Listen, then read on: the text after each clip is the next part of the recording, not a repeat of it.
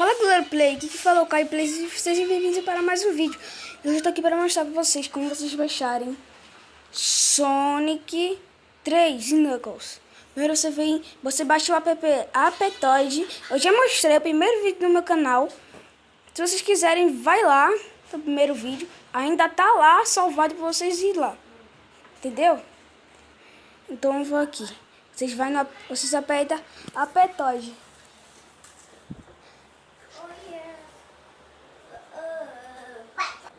Bom, gente, depois que vocês apertarem no Aptoide, você vem aqui em pesquisar. Você abaixa no meu telefone? Você abaixa? Depois de você fazer isso, você vai e coloca Sonic. Entendeu? E você aperta e coloca 3. Sonic 3. Sonic 3 Knuckles. Isso aqui só dá pra colocar se você colocar Sonic 3 só. Sonic 3 Knuckles? Gente, esse aqui é meu amigo que tá aqui. Bom, vou colocar aqui. Aí coloca 3, que é Sonic 3. Por que você tava tão empolgado? Porque eu baixei Sonic 3, velho. Aí coloca aqui. Eu vou tirar esse pontinho. Aperta em pesquisar. Pronto.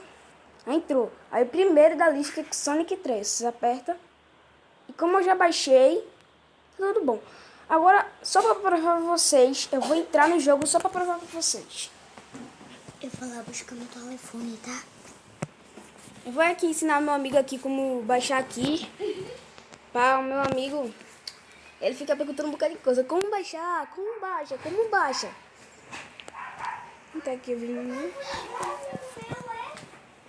Aí espera. E pronto! E tchau, galera!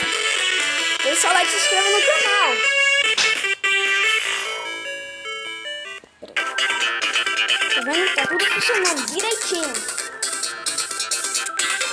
Tudo direito. Agora...